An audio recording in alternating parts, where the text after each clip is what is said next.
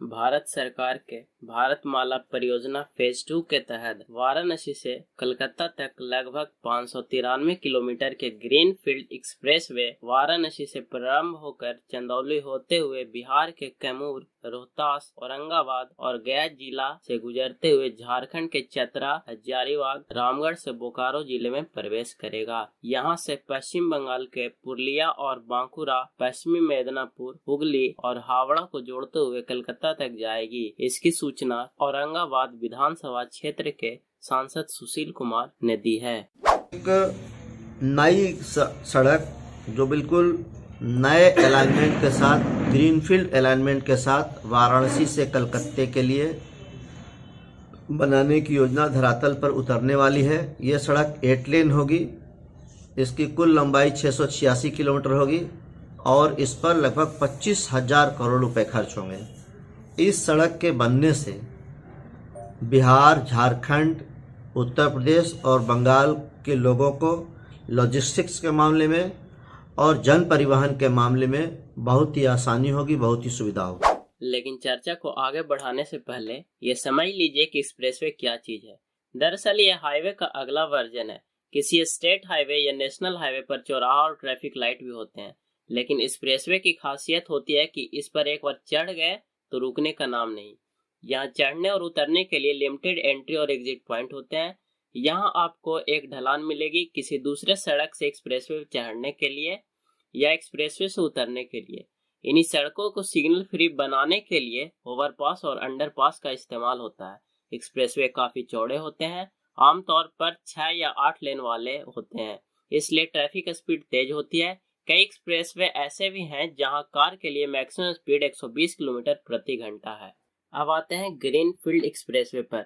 आम बोलचाल की भाषा में कहें तो वो एक्सप्रेसवे जो हरे भरे इलाकों से निकाल दिए जाते हैं ग्रीन फील्ड एक्सप्रेसवे कहे जाते हैं।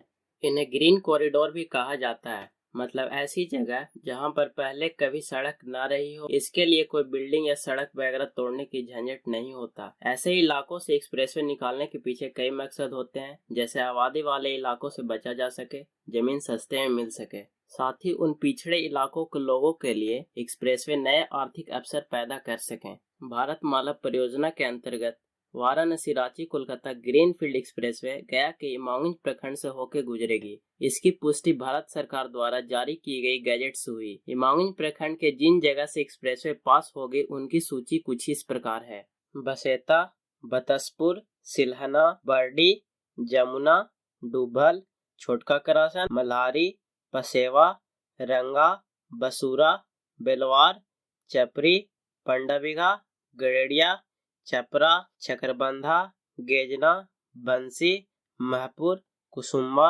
हिम्मतपुर, पुरुषोत्तमपुर, रोहबे, बेदौली, नौडीहा, संग्रामपुर, शाहपुर, कलेई, अमौना, विद्याचक, खेसरा, डुभल, रोंघा, डुमरिया प्रखंड के अनरबन सलेया, चकरबंधा, बरहा से ये एक्सप्रेसवे गुजरेगी। बताते चले कि ये एक्सप्रेसवे लगभग 100 मीटर चौड़ी और 593 किलोमीटर लंबी होगी। मैक्सिमम स्पीड लिमिट 120 किलोमीटर प्रति घंटे होगा। एक्सप्रेसवे के बन जाने से व्यापार हाई स्पीड से आगे बढ़ेगा। लोहा, कोयला के साथ अन्य व्यवसाय के लिए यह सड़क विकास का द्वार खोल देगी। यात्री भी कम समय में ज्यादा स्थानों तक पहुंच पाएंगे। समय व ऊर्जा दोनों की बचत होगी। यह एक्सप्रेसवे एक और जहां बाबा विश्वनाथ की नगरी से शुरू होगी, वहीं कैमूर के मुंडेश्वरी, औरंगाबाद के देव, चतरा के भद्रकाली, रामगढ़ का रजरप्पा, पुरुलिया का अयोध्या पहाड़ के साथ अन्य धार्मिक स्थल जोड़ेंगे। भारतमाला परियोजना के तहत बिहार से एक महत्वपूर्ण इकोनॉमिक कॉरिडोर गुजरेगा। NHAI ने एक्सप्रेसवे का डिटेल प्रोजेक्ट रिपोर्ट तैयार कर लिया है। एक्सप्रेसवे से संबंधित चारों राज्यों उत्तर प्रदेश, बिहार, झारखंड, वेस्ट बंगाल को इस संबंध में अवगत कराते हुए उसमें आगे की कार्रवाई के लिए निर्देश दिया गया है। इस एक्सप्रेसवे का उद्देश्य उत्तरी और पूर्वी क्षेत्र में तेज गति वाला कनेक्टिविटी उपलब्ध कराना है। इससे पिछड़े क्षेत्रों का आर्थिक प्रगति का रास्ता साफ होगा। इस एक्सप्रेसवे से कई महत्वपूर्ण शहर जैसे चंदौली, भभुआ, सासाराम, औरंगाबाद, हजारीबाग, रांची, बोकारो, पुरुलिया, खड़गपुर को तेज कनेक्टिविटी मिलेगी।